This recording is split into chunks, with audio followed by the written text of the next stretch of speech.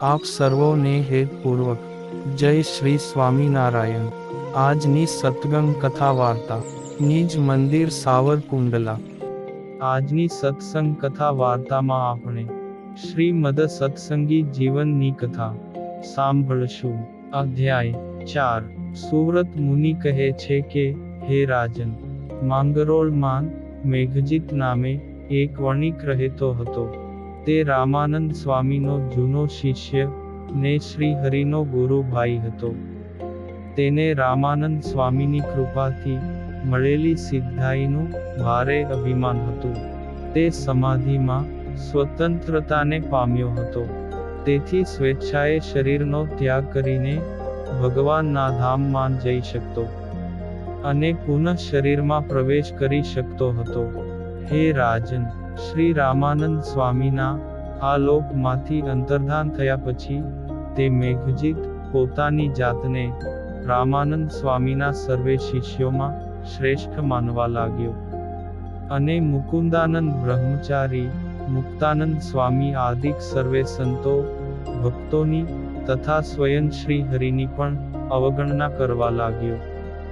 એક વખત ભગવાન શ્રીહરિ સભામાં વિરાજમાન હતા, ત્યારે મુકુંદાનંદ, મુક્તાનંદ સ્વામી આદિક સંતોનો તિરસ્કાર કરીને વાદ વિવાદ કરવા લાગ્યો।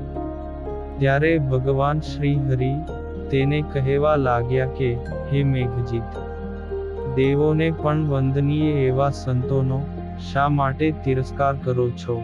તમારા અલ્પ સામર્થ્યના અહંકારને હું જાણું છું। એક ક્ષણવારમાં જ તમને હું મદથી રહિત કરી દઈશ। તમે જો તમારા સુખને ઈચ્છતા હો તો મારી આજ્ઞા માનો, નહીં તો સમાધિમાં તમને જે સ્વતંત્રતા પ્રાપ્ત થઈ છે તે અત્યારે જ લુપ્તપ્રાય થઈ જશે। હે રાજન, ભગવાન શ્રી હરિના આવા વચનો સાંભળીને મેઘજીત કહેવા લાગ્યો કે, હે વર્ણી, તમે તો આજકાલના નવા આવ્યા છો, તમે મને શું કરી શકવાના છો? હું તો રામાનંદ સ્વામીનો જૂનો શિષ્ય છું અને નિર્ભય એવો હું તમારા સર્વ કરતા શ્રેષ્ઠ છું। તેથી તમારે સર્વેએ મારી આજ્ઞામાં વર્તવું જોઈએ, પરંતુ તમારી આજ્ઞામાં મને વર્તાવવાનું કહેતા તમને લજ્જા નથી આવતી? હમણાં જ હું મારું સામર્થ્ય તમને બતાવું છું, તમે જુઓ। આ પ્રમાણે કહીને તપેલા તેલના કડાયામાં બંને હાથ નાખ્યા। તેથી બંને હાથ દાઝી ગયા અને ચામડી ઉપર ફોલ્લા ઉપડ્યા, છતાં પણ તેને શરીરની વિસ્મૃતિ હોવાથી લેશમાત્ર પણ વ્યથા પામ્યો નહીં અને શ્રીહરિ સાથે વાદ વિવાદ કરતો રહ્યો। હે રાજન, આ પ્રકારનું આશ્ચર્ય જોઈ નગરજનો તેને સિદ્ધ પુરુષ માનવા લાગ્યા। પછી મેઘજીત સર્વેને સાંભળતા કહેવા લાગ્યો, હે નગરજનો, આજથી ચોથે દિવસે હું મારા શરીરનો ત્યાગ કરીશ, તેમાં કાની સંદેહ નથી। તે સમયે ભગવાન શ્રીહરિ તેમને કહેવા લાગ્યા કે, હે વણિક, તમે જો એ પ્રમાણે કરી શકો તો અમે સર્વે તમારા શિષ્યો થઈ જશું, નહીં તો તમારે અમારા શિષ્ય બનવું પડશે। વળી ભગવાનના ધામમાં જતા મધ્ય માર્ગે તમારા શરીરને ત્રિશંકુની જેમ લટકાવીશ, તેમાં કાની સંશય નથી। તમે તમારા સામર્થ્યનો પ્રયોગ તો કરી જુઓ। હે રાજન, તે સમયે તે વણિક શ્રી હરિ પ્રત્યે કહેવા લાગ્યો કે, હે વર્ણી, અણિમા આદિક સિદ્ધિઓ મને વશ વર્તે છે, તેથી તમારું સામર્થ્ય લેશમાત્ર પણ નહીં ચાલે। આ પ્રમાણે કહીને તે પોતાને ઘેર ગયો અને શરીરનો ત્યાગ કરવાની ઈચ્છાથી હજારો બ્રાહ્મણોને વિવિધ પ્રકારના દાન આપ્યા। ત્યારથી આરંભીને મેઘજીતે મત્સરને લીધે શ્રી હરિના આશ્રિત સંત વૃંદને છોડીને બીજા હજારો સાધુ, બ્રાહ્મણો તથા યવનથી માંડીને ચાંડાળ પર્યંત સર્વે જીવોને બહુ પ્રકારના પકવાન બનાવી ભોજન કરાવ્યા। આ પ્રમાણે 3 દિવસ પર્યંત ભોજન કરાવીને ચોથે દિવસે પ્રાતઃકાળે અનેક સાધુ તથા બ્રાહ્મણોને તત્કાળ ભોજન કરાવ્યા.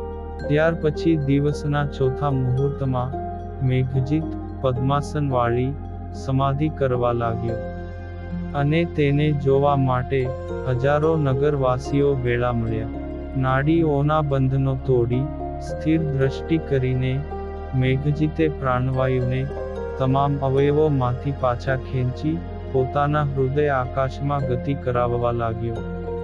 હે રાજન, અતિશય પ્રયત્ન કરવા છતાં પણ મેઘજીત બ્રહ્મરંધ્રને ભેદીને હૃદય આકાશમાંથી પ્રાણને ઉપર લઈ જવા માટે શક્તિમાન થયો નહીં.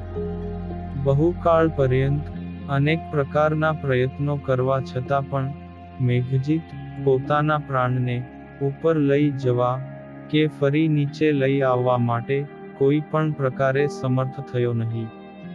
હે રાજન, મેઘજીત પોતાને વશ વર્તતી એવી અષ્ટ પ્રકારની અણિમા આદિક સિદ્ધિઓથી પણ પ્રાણને ઉપર કે નીચે લઈ જવા માટે સમર્થ થયો નહીં.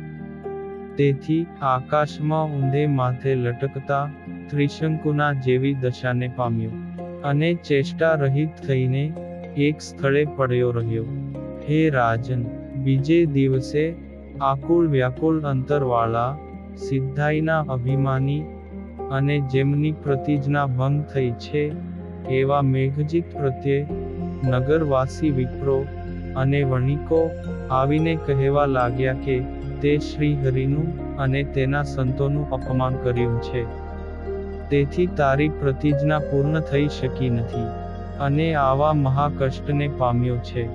તેથી તું તત્કાળ માન મૂકીને તેનો આદર સત્કાર કર, તો ભગવાન શ્રીહરિ તારા શરીરને છોડાવશે અથવા ફરી જીવત દાન આપશે, અથવા તારું કેમ હિત થાય તેમ કરશે. આ પ્રમાણે નગરવાસી જનોએ કહ્યું. છતાં પણ માનથી બુદ્ધિ નષ્ટ થઈ હોવાથી અત્યંત કષ્ટ પામવા છતાં પણ તેમના હિતકારી વચનો મેઘજીતે સ્વીકાર્યા નહીં. આમ ને આમ 5 દિવસ સુધી ચેષ્ટા રહિત થઈને પડી રહ્યો, અને પછી અભિમાન ઓગળવાથી મનથી શ્રી હરિને શરણે ગયો. તે વણિક પોતાની સમીપમાં રહેલા પુરુષોને અસ્પષ્ટ વાણીથી તથા આંખના ઈશારાથી શ્રી હરિને અહીં બોલાવો, વિલંબ ન કરો એમ કહેવા લાગ્યો. ત્યાર પછી મનુષ્યોની પ્રાર્થનાથી કૃપા નિધિ શ્રી હરિ મુક્તાનંદ સ્વામી આદિક સંત મંડળની સાથે તત્કાળ મેઘજીતની સમીપે પધાર્યા, અને કરુણાભરી દ્રષ્ટિથી તેમની સામે જોવા લાગ્યા. તે જ સમયે તેના નાડી પ્રાણ પોતપોતાના સ્થાને થયા, અને મેઘજીત સ્વસ્થ બનીને ઊભો થયો, અને શ્રી હરિને પોતાના ઈષ્ટદેવ સાક્ષાત શ્રી કૃષ્ણ જાણીને નમસ્કાર કરી કહેવા લાગ્યો કે હે સ્વામીન, આજથી હું તમારો દાસ છું. તમે મારી ઉપર કરુણા કરો અને મારા બધા અપરાધોને ક્ષમા કરો તથા મને કાનિક આદેશ કરો. મેઘજીતના આવા વચનો સાંભળીને ભગવાન શ્રી હરિ કહેવા લાગ્યા કે હે મેઘજીત, તમારે અત્યારે શરીરનો ત્યાગ કરવો નહીં. પૃથ્વી પર ભગવત વાર્તા કરો અને સુખેથી જીવો. આ પ્રમાણે કહીને ભગવાન શ્રી હરિ તે મેઘજીતને સાથે લઈ પોતાના નિવાસ સ્થાને પધાર્યા, અને સર્વે પૂરજનો અત્યંત વિસ્મય પામ્યા. હે રાજન, ભગવાન શ્રી હરિના અતિ આશ્ચર્યકારી અમાપ ઐશ્વર્યનું દર્શન કરી માંગરોળવાસી મનુષ્યોના અંતરમાં આ શ્રી હરિ જ સર્વ જગતના અધિપતિ છે કે શું, આ પ્રકારની ભ્રમણા હંમેશા ઉત્પન્ન થતી હતી. એવા તે નગરવાસી જનો મધ્યે કેટલાક મનુષ્યો ભગવાન શ્રી હરિનો આશ્રય કરવા માટે ઉત્સુક થયા, અને કેટલાક જનો તેમને શરણે થયા. ઇતિ શ્રીમદ સત્સંગી જીવને નારાયણ ચરિત્રે ધર્મશાસ્ત્રે દ્વિતીય પ્રકરણે સ્વતંત્ર સમાધિ નિષ્ઠ મેઘજીત વણિકનો પરાજય કર્યો એ નિરૂપણ નામે ચોથો અધ્યાય સંપૂર્ણ. અને હવે પછીની કથા વાર્તા આપણે આગળના ભાગમાં સાંભળશું. અત્યારે આપ સર્વોને ભાવથી જય શ્રી સ્વામિનારાયણ.